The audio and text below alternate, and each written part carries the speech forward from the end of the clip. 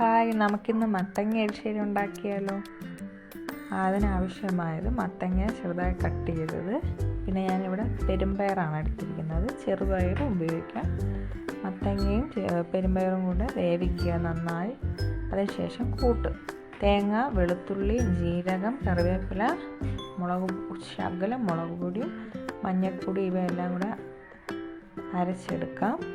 അതിനുശേഷം മത്തങ്ങയും പെരുമ്പയറും നല്ലോണം വേകണം.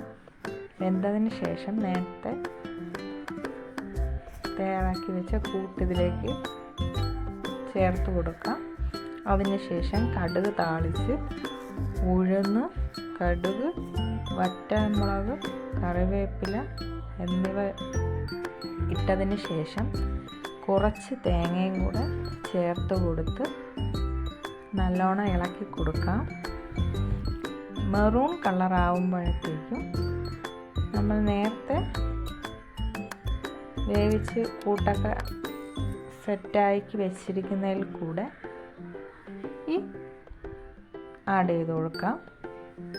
സ്വാദിഷ്ടമായ മത്തങ്ങ എരിശ്ശേരി റെഡി.